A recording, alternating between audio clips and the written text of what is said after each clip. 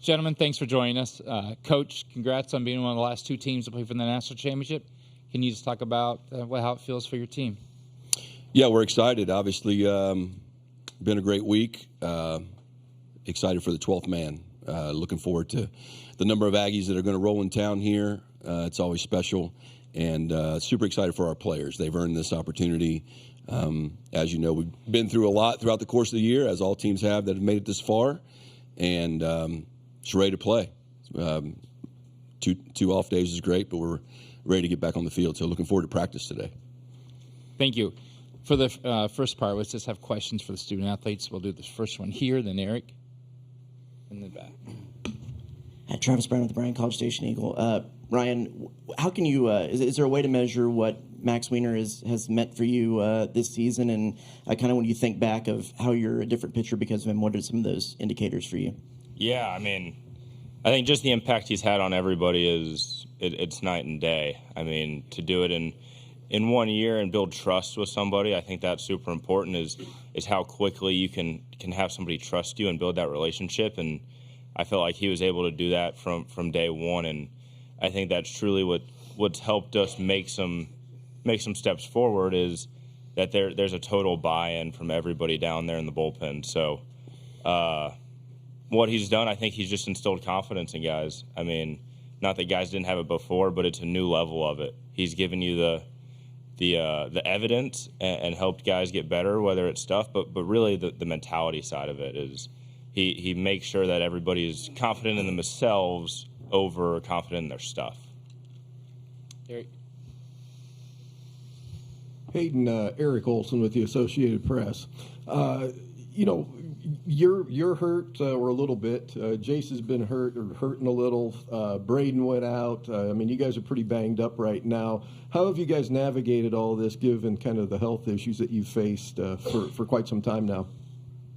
Yeah, if I'd say one word, I'd just say perseverance. I think it's also a testament to our guys that maybe haven't played a lot throughout the season. It's just that next man up mentality. When you got guys like Caden Kent, Jack Bell, who prepare the same way every day as if they're playing, that's how you have depth, and that's how you have a team that when guys do go down, you can have guys step up. So I think it's a testament to them. It's a testament to our team as a whole and our mentality, but it's just awesome to see as a teammate to have that next man up mentality, for sure. Okay, we're back there, and we got here, and here. Ryan, when you look back at, being in Omaha a couple years ago, not playing last year, bouncing back this, just kind of your journey, just have you had time to reflect at all? And how does it feel to actually be here, one of the last two teams with, the championship so close? Yeah, I think being back this time, I've been able to take it in a little bit more. I think enjoy it, and I think just the whole experience of it is a little bit better. Want a little bit more comfortable with it and this group of guys and everything. I think we've just truly been able to take care of business and play baseball, but also enjoy it when we're off the field. And to be one of the last two here, it's super exciting. We're super grateful for it. We've put ourselves in this position and just really excited to basically play a 3-game series and try to be the first one to win 2 games. Ryan, kind of going off Travis's question, with Coach Weiner, I know there's a lot of talk about dominating the zone and that being a big focal point, but, throwing strikes alone does not guarantee success, speaking from personal experience. How would you kind of describe what he's able to talk to you guys about to, not just throw strikes and you'll get positive results, but, still be able to be effective while dominating the zone? Yeah, I think the first thing he obviously talks about is dominating the zone because we have to be in the zone first to give us a chance. But other than that, every bullpen we do, it's not like a bullpen's a developmental bullpen. Everything we do is developmental, whether it's creating pitch shapes or cleaning something up. So I think it's because it's so simple and consistent throughout the year. We know what we want our pitches to do and what we want them to look like, and that's what we try to get them to every week. And then once we get that, it goes straight to being in the zone and just competing.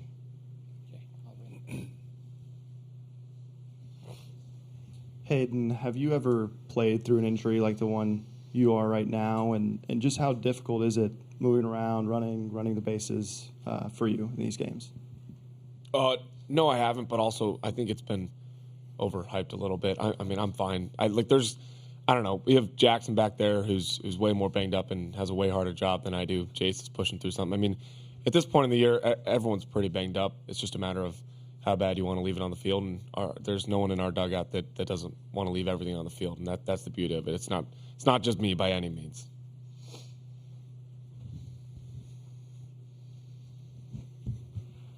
Jackson Reyes, Omaha World Herald. Hayden, can you just talk about what it is about the Texas A&M program that just drew you here to play here, and then also just what it means to you to help be a part of this team that made the final? Yeah, I mean, I come from I actually went to boarding school for high school, and it's all based on tradition and excellence and stuff like that. And when I met the coaching staff and kind of just learned more about A&M as a whole, the student body and the people surrounding Texas A&M, that group of people is so powerful, and they're so supportive, and I think that initially drew me in. And it's been nothing short of amazing during my tenure here. And then obviously you have the best coaching staff in the country, which helps out a little bit. So I think the mix of the people at A&M and this coaching staff, that was the initial drawing, and then now having this group of guys that I get to come play for a championship with is pretty unbelievable. Travis Brown with the Eagle. Hayden, I know you tweeted about it last night. What does it mean to? How have you been able to balance watching your brother, your brother in the trials, and your family, and how that's all going? Yeah, good. I mean, watching him on NBC is pretty awesome, man. He's a stud. So super proud of him. And just how your family negotiated coming here, going there, all that. I don't know. They split it up a little bit. Dad was here, Mom was there. You know what? I hope that they can come this weekend. He didn't win last night, so he'll have a chance to come this weekend. But yeah, hopefully he gets to come watch. So, any other questions for the players? Eric, Ryan. Guys, I asked this question of the Tennessee guys too, but these are two of the programs you're like, I can't believe they've never won the College World Series. There's so much history here. How much would it mean to each one of you to pay that off for the people that came before you in the program? Yeah, I mean, one, I think it would mean a lot because everybody comes and joins this program because you want to win a championship. You want to be the best. You want to beat the best. You want to play against the best. So that's why you come to a place like this. And then, I mean, it would mean a ton. Just the guys that played before us, you see the support that they still bring back. Guys that were on the 22 team, guys that were on the team even before that, like, they care. Like, they really do care beyond their tenure as a player here. So I think just to be able to do it for them, give them a sense of accomplishment, and then also the fans that are here that support us all throughout the year, and excited to see what the 12th man brings this weekend. Yeah, I mean, you said it best. To do it for, I mean, I've only been here 1 year, so I'm not going to act like I've been here for 5 years, but to do it for this university with what I've been able to experience this year would be life-changing. It makes me cry just thinking about it. So it'd be so awesome. And then obviously just to do it for this group of guys and this coaching staff would mean the world. Okay, last question from the players. Just Ryan, wondering what you're taking from your start, or what you learned from your start in the SEC tournament against Tennessee and that lineup going into tomorrow. Yeah, I mean, the start in the SEC tournament was a little shorter. I mean, that was kind of the plan going into it, but I think there's some familiarity with them. There's a little bit of, I don't know if a sense of comfort, but I mean, like been there, done that almost. But also we'll have a great game plan written up by the coaches and by our team. So I think it's cool because done it against them before, but also we have to go out and execute this time, and just baseball will take care of baseball. Hayden, Ryan, thank you very much for your time. You guys can go, and best of luck this weekend. Thank you.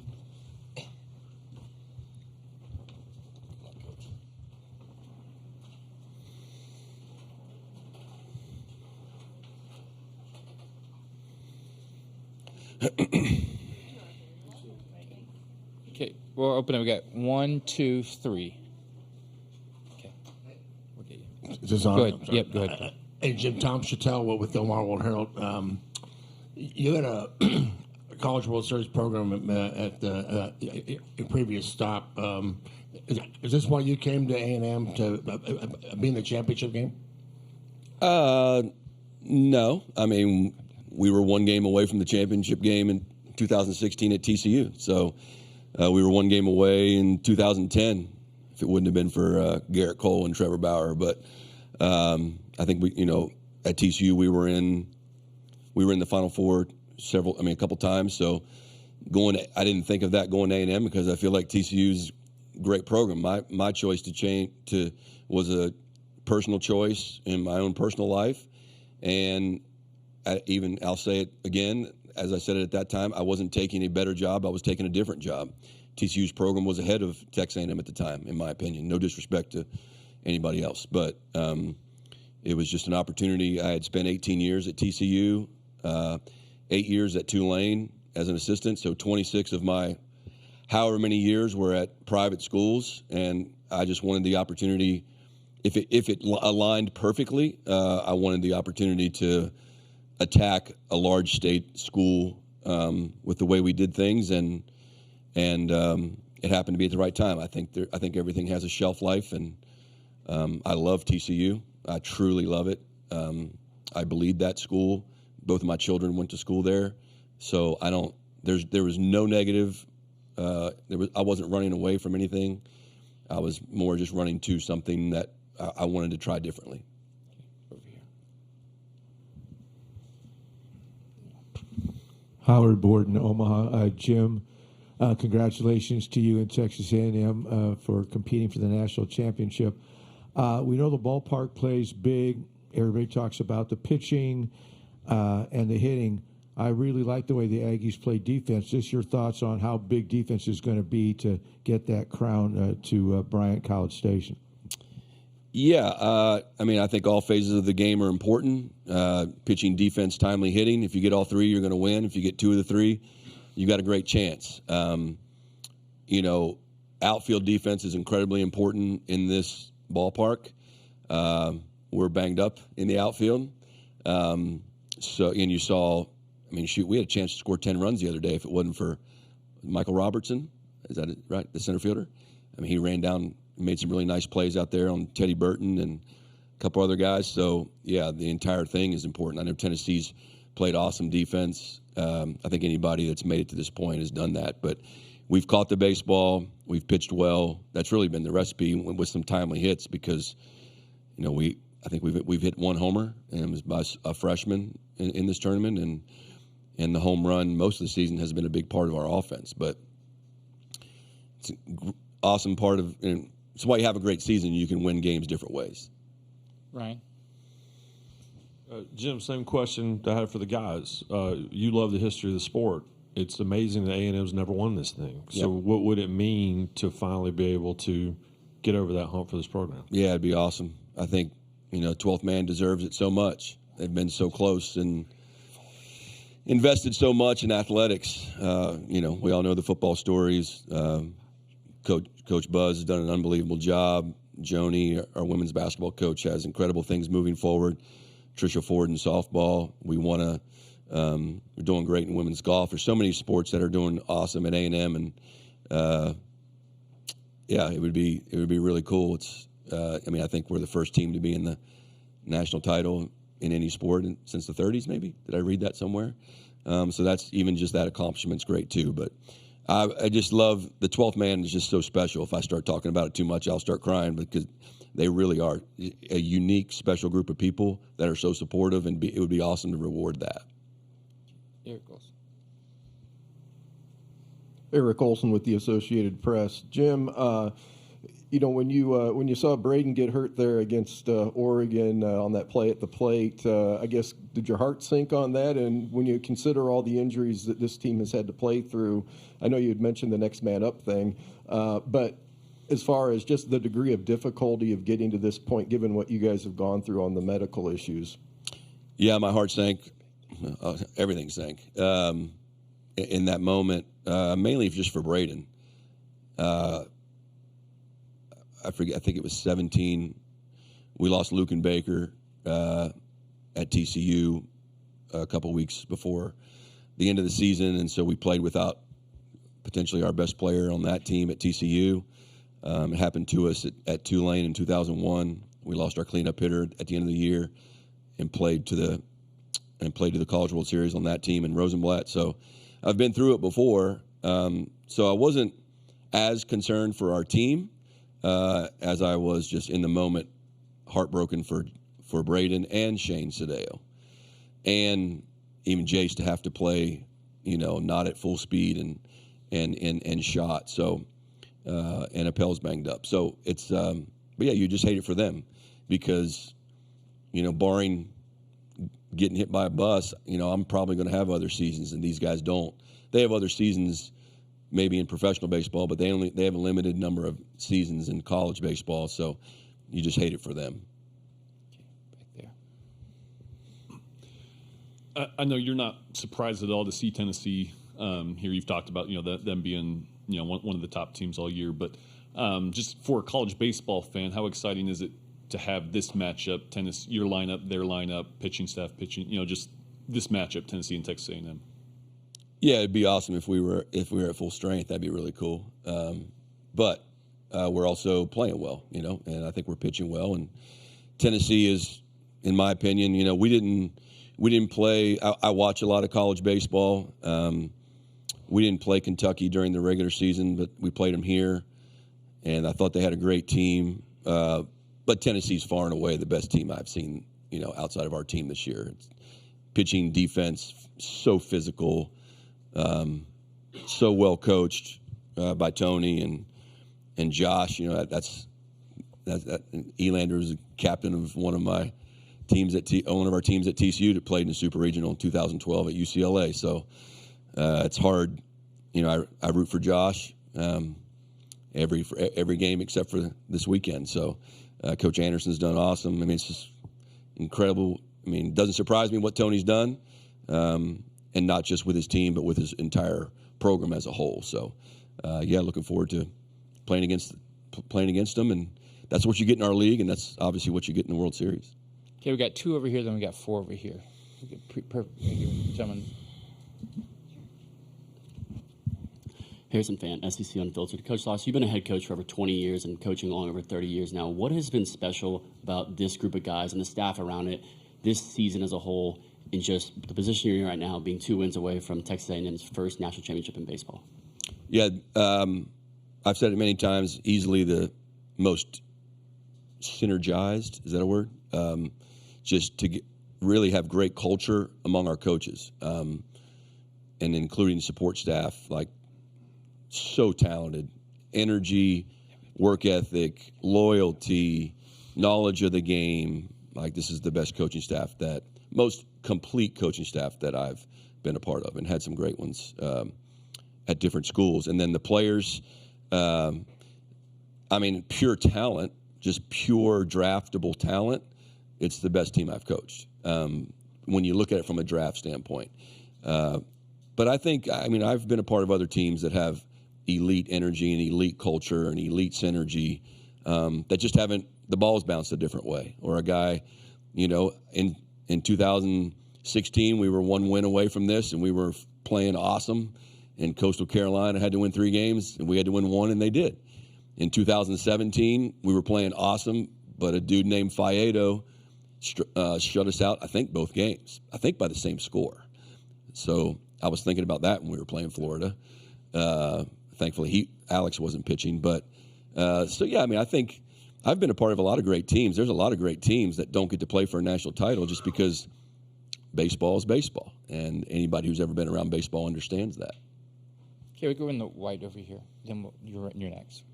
Coach Peter Burnett from the Nonpareil here in Council Bluffs. The pitching that you've had in this series has been phenomenal so far. Shut him down.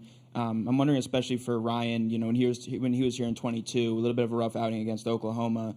Had a really strong outing, obviously no hitting through I think 6 innings. What did you see from him in terms of his confidence building from getting that outing? Yeah, I think he needed that for himself. He's a completely different. He's still the same guy, super intelligent. You've seen him, been around him, hardworking, such a student of the game and all that stuff. But physically, he's just, back then, that was the tail end of his freshman year. He was out of gas, Little did we know he was a couple weeks away from Tommy John surgery. He wasn't hurting at the time, but I think he was headed that direction, it sounds like. So I'm just really glad he got to get back out on the field. And I recruited him hard at TCU. And I remember where I was standing on my back porch in Fort Worth when he told me he was going to A&M. So little did we know that what was coming. But I'm excited for Ryan, excited for his family. He's got a great family and great parents, and hope he can replicate that against a really tough offense tomorrow. Travis Brown with the Eagle. Coach, how do you manage the pitching, the rotation this week, and what's kind of your thought process on how you get the arms out there? Yeah, it's a good question. If I knew, I'd tell you. Without Sadeo, we've had to get creative. We had to get creative in the first game with Lampkin.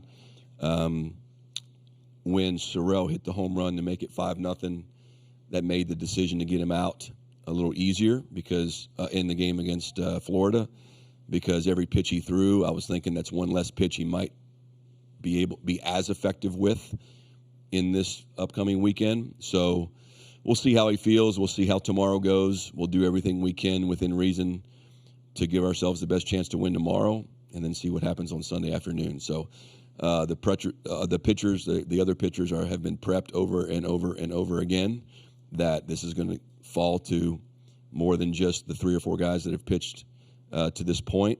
So it's going to take a village to get through the next 2 or 3 days. Okay, I'm going to try to get through a couple more questions. They've got obligations at noon all the way in the back. Richard Zane, TexAgs coach. I believe you said Ryan Prager is going to pitch tomorrow against Tennessee. Do you have a rotation for the rest of the week? And also, what is Chase Laviolette's status after we saw him come out as a defensive replacement late on Wednesday? Yeah, Prager will pitch tomorrow. I don't have an idea who will pitch the other games. And Jace, he moved around pretty well yesterday. We didn't ask a lot of him. We'll see how today goes. Probably won't ask him to move much today. Just give him every opportunity to get healthy or better at least. But I can't imagine him not playing the field. I mean, even at the level he was at the other night, hopefully he'll be better than that. And if he's not, then we'll have to make some adjustments either before or during the game. Okay, here. Coach, what does it mean for you and the rest of the coaching staff to give guys who you came here their first year and are only going to have 1 year with you, Hayden, obviously Braden, Jackson, just to be able to kind of give them that opportunity to play for a national championship and not, maybe like a bridge to something else, but actually, make the most of it? Yeah, it means a lot because, we had to convince those guys. We lost out on some other guys. Had a guy go to another school saying, hey, if I was in high school, I'd be coming to A&M, but I want a chance to win next year. So I'm going to go to somewhere else in our conference. And that was disappointing because I felt like, even though we did play to a regional final last year. We did play in the SEC tournament championship game. So it wasn't like they were coming to a JV program, but yeah, it's just, you're trying to break that stigma and join the club of teams that, are on TV at the very, very end. And so those guys chose to stick with us, and it's awesome to be able to reward their choice, and just ecstatic to get to watch them play. As I told them yesterday, this thing's all going to be over Tuesday morning, one way or the other. Either Monday morning or Tuesday morning, it's going to be over. So at least, most teams don't know when their season's going to end.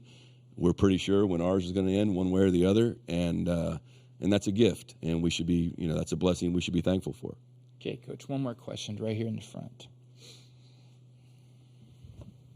Jim, you obviously hired Tony back in the day at TCU. What were the things that drew you to him then, and what's it been like seeing the trajectory he's gone on as a head coach since then? Yeah. At the time, we were looking for a recruiting coordinator after, let me think here. That was when Coach Mazey, I think, left to go. No, I forget. So Mazey left after 2012. Yeah. No, it wasn't Mazey. Yeah, it was Mazey. I was looking for a recruiting coordinator. Sorry. They're all running together. Tony was with me 11, 12, 13. That's what it was. Todd Whitting got the job at the University of Houston after we went to Omaha in 2010 at TCU, and then we hired Tony. Tony was with me 11, 12, and 13. He was well known as just the hardest working, laser-focused recruiting guy in the country. He did an awesome job for us at TCU. Most of the players on that 14, so we went on a run 14, 15, 16, 17, coming to Omaha. A lot of the core players on that 14 team were recruited by Tony. He comes from a great family. His dad's just the greatest dude ever.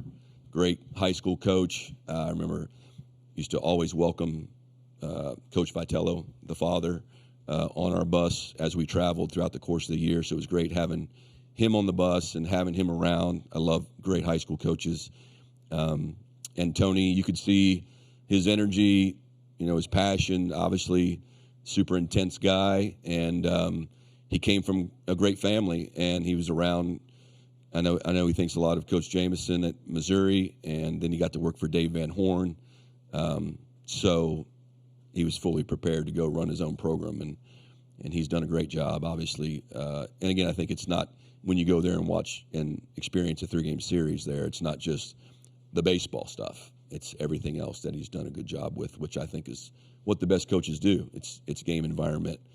It's the promoting your program and everything that Ron Frazier and Skip Bertman got going back in the day. I think the best coaches do all of that, and Tony's done a great job of that. Coach, thank you very much for your time, and best of luck this weekend. You got it.